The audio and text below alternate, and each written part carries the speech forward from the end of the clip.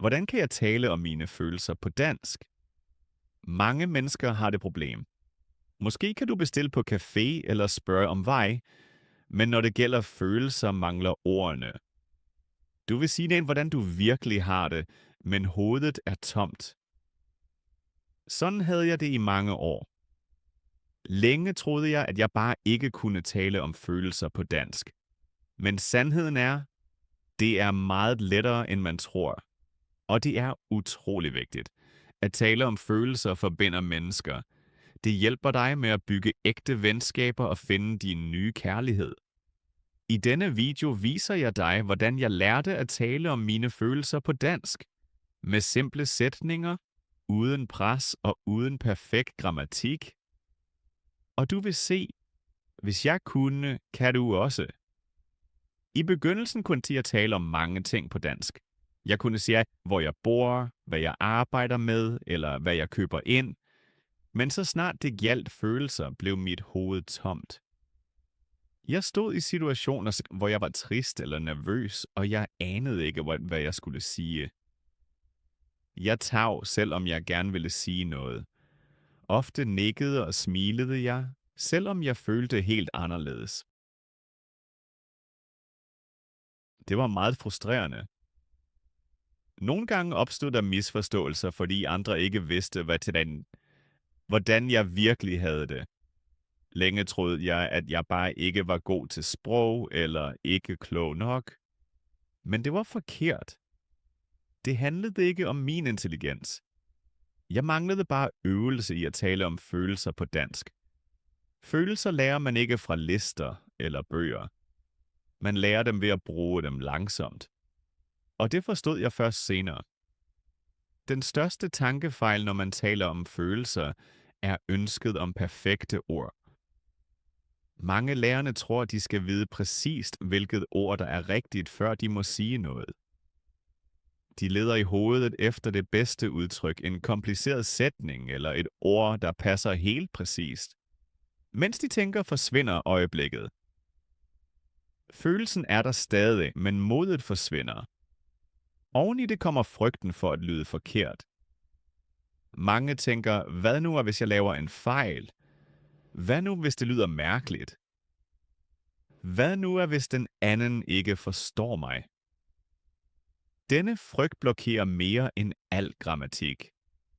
Og lige her ligger problemet. Følelser har ikke brug for perfekte sætninger. De har brug for ærlige, simple ord. Modersmålstalere taler om følelser meget simpelt. De siger ikke lange, smukke sætninger. De siger ting som, jeg har det ikke godt i dag. Jeg er træt. Jeg har meget stress lige nu. Det er nok.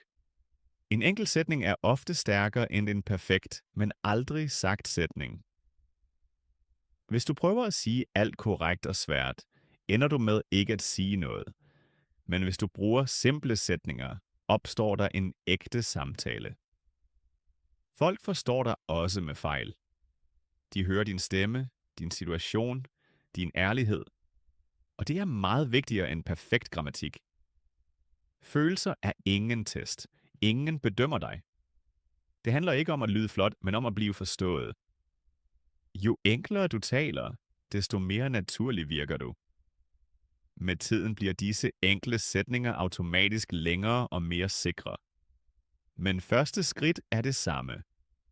Stop med at ville være perfekt og begynd at tale enkelt.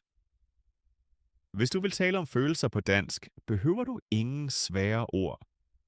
Mange lærerne tror, de skal kende mange følelsesudtryk, men det passer ikke. I virkeligheden rækker få enkle grundfølelser. Med disse følelser kan du sige næsten alt. For eksempel godt, dårligt, træt, stresset og glad. Disse ord hører du hver dag. Danskere bruger dem hele tiden. Derfor er de så vigtige. Med godt kan du sige, at du har det okay. Med dårligt kan du vise, at noget er galt.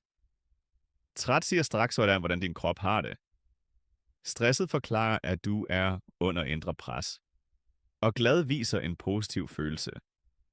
Mere behøver du ikke i starten. Ud fra disse 5 følelser kan du bygge mange sætninger. Jeg har det godt. Jeg har det ikke så godt i dag. Jeg er træt. Jeg er meget stresset. Jeg er glad for at se dig. Disse sætninger er korte, klare og naturlige. De virker i hverdagen hos venner, på arbejdet eller i klassen. Og det vigtigste er, du bliver forstået. Prøv nu at sige ordene stille eller højt med mig. Godt. Dårligt. Træt. Stresset. Glad. Du mærker, de er lette. Du skal ikke forklare noget, ikke pynte. Simpelt er nok. Hvis du kan bruge disse følelser sikkert, har du et stærkt grundlag. Senere kan du tilføje nye ord. Men først har du brug for tryghed. Og den får du gennem simple, ærlige følelser. Mange mennesker tror, at en sætning skal være lang for at være god. Især ved følelser mener de skal forklare meget. Men det passer ikke. Netop ved følelser har små sætninger stor effekt. I hverdagen siger folk ofte kun en kort sætning, og alle forstår straks, hvad der menes. For eksempel, jeg har det ikke så godt i dag. Eller, jeg er lige nu træt. Eller, jeg har meget stress i dag. Disse sætninger er korte, men ærlige. Og netop det gør dem stærke. Du behøver ikke fortælle dig, hvorfor alt er sådan, hvis du ikke vil. En sætning er nok til at dele dig. Længde er ikke vigtig. Det vigtigste er, at sætningen lyder ægte. Mange dansktalende gør det samme. De bruger ikke perfekte eller komplicerede sætninger, men simple ord. Hvis du prøver på at sige alt perfekt, virker du ofte usikker. Men siger du en kort, klar sætning, lyder du mere naturlig. Og naturlighed er langt vigtigere end perfektion, når du taler. Folk lytter hellere til dig, hvis du taler enkelt og ærligt. Fejl bliver næsten ikke bemærket. Prøv at fokusere på korte sætninger. Sig, hvordan du har det, uden at tænke for meget. Med tiden mærker du, at små sætninger kommer automatisk, og netop der begynder ægte, flydende tale. Når folk vil tale om følelser på dansk, sker ofte de samme fejl. Og disse fejl er meget menneskelige. En af de mest almindelige er at vente for længe, før man taler. Man føler noget, men tænker for meget.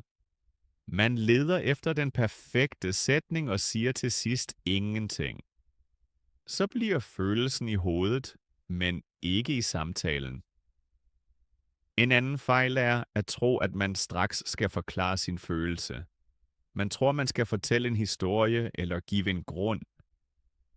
Men det er ikke nødvendigt.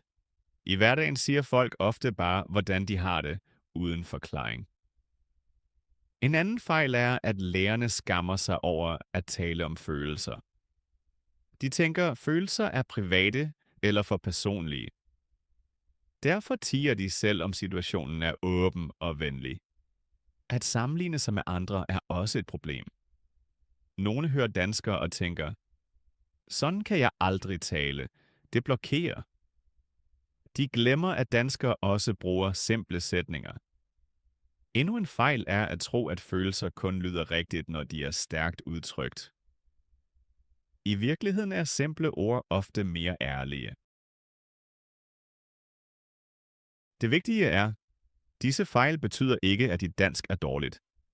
De viser kun, at du er usikker, og usikkerhed er en normal del af at lære. Jo oftere du bruger små, enkle sætninger, desto sjældnere sker disse fejl helt automatisk. Hvis du siger en følelse og tilføjer en lille grund, bliver dit dansk straks mere ægte. En følelse alene er god, men med et hvorfor bliver sætningen levende. Så forstår den anden person dig bedre, og samtalen føles mere naturlig. Du behøver ikke forklare en lang grund. En kort tilføjelse er helt nok.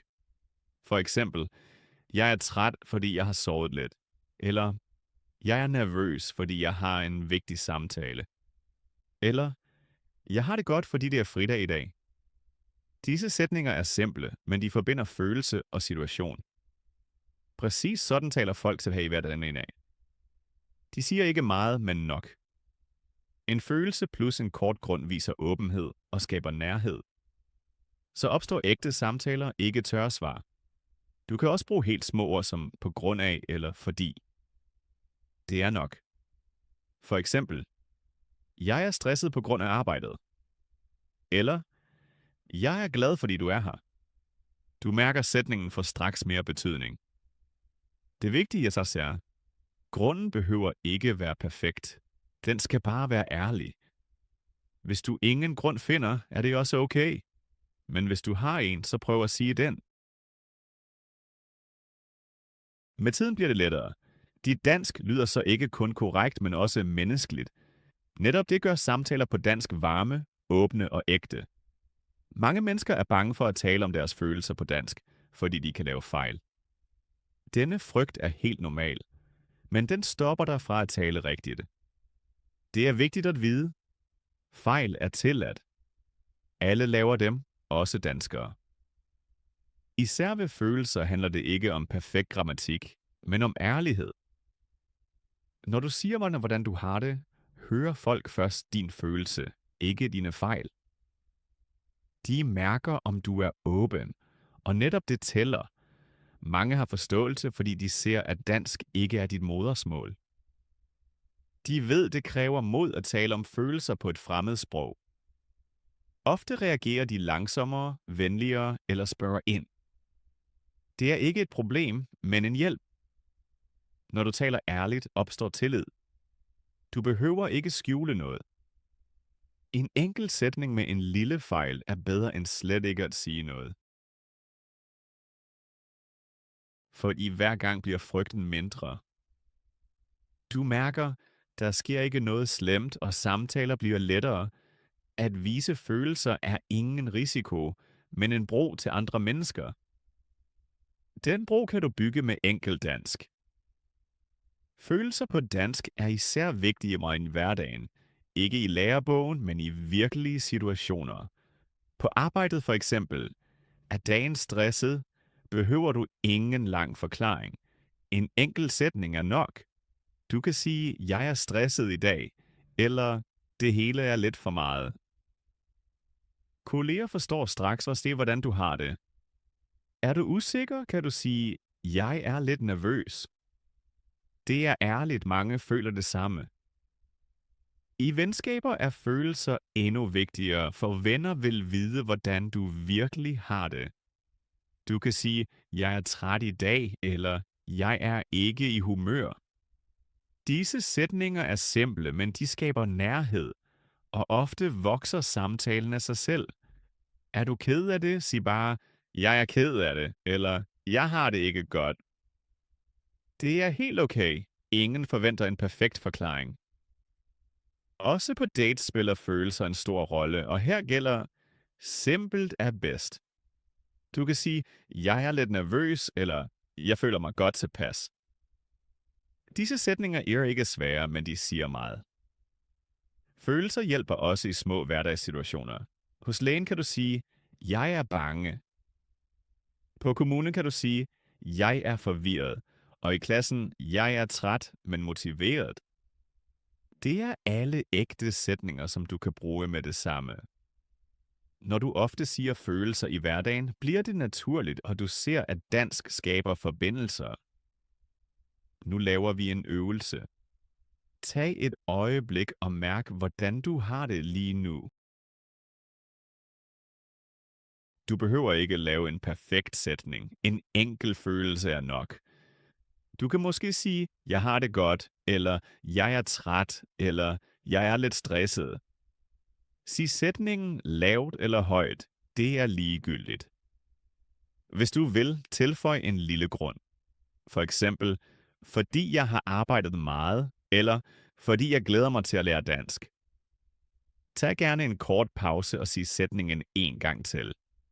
Jo oftere du gør det, desto lettere bliver det. Din hjerne lærer at forbinde følelser med ord uden at tænke, og sådan fungerer ægte tale. Du behøver ikke forklare noget, og ingen bedømmer dig. Denne øvelse kan du lave hver dag, morgen, aften eller på farten. Spørg bare dig selv, hvordan har jeg det lige nu, og sig en enkelt sætning på dansk. så bliver dansk trin for trin en del af dig. Når du begynder at tale om dine følelser på dansk, sker noget vigtigt i dit hoved. Du oversætter mindre og tænker mere direkte på dansk. I starten tænker mange elever på modersmålet, føler noget og leder længe efter de ret danske ord. Det koster energi og gør usikker. Men følelser er direkte. Du føler dem, før du tænker over dem. Derfor er de så stærke til læring. Siger du, jeg er træt, eller jeg er glad, eller jeg er nervøs, kommer sætningen ofte hurtigt. Ved sværere emner tager det længere tid, fordi hjernen ikke forbinder følelsen direkte med det danske sprog. Du behøver færre omveje. Med tiden mærker du, at disse sætninger kommer automatisk. Du tænker ikke mere på grammatik, men taler bare. Det er et stort skridt mod flydende dansk. Samtidig vokser din selvtillid. Du opdager, at du ikke kun kan bestille eller spørge, men også dele noget personligt. Det ændrer, hvordan du føler dig i samtaler. Du er ikke længere blot en, der lærer dansk, men en, der kan udtrykke sig på dansk. Det gør dig modigere. Mange lærerne siger til mig, at de føler sig tættere på andre efter sådanne samtaler. Følelser skaber forbindelse. Lige denne forbindelse hjælper dig med at tale oftere og frygte mindre. Jo oftere du mærker, at folk forstår dig, selvom dit dansk ikke er perfekt, bliver du roligere. Dit dansk bliver mere flydende, fordi dit hoved er mere afslappet. Til sidst er det netop nøglen. Du behøver ikke kende alle følelser, ikke hvert ord, ikke hver nuance. En følelse er nok. En sætning er nok. Du skal ikke forklare alt. Hvis du kan sige, jeg er usikker, eller jeg har det godt her, har du allerede nået meget. Giv dig selv lov til at tale enkelt. Fejl er tilladt. Pauser er tilladt. Enkelhed er tilladt. Hvis emnet hjælper dig, skriv i kommentarerne, hvilken følelse du kan sige på dansk i dag. Måske er det kun et ord. Måske en sætning. Begge dele er perfekt. Hvis du har lyst, så bliv her, lyt videre og tal med. Dit dansk vokser netop i disse små øjeblikke.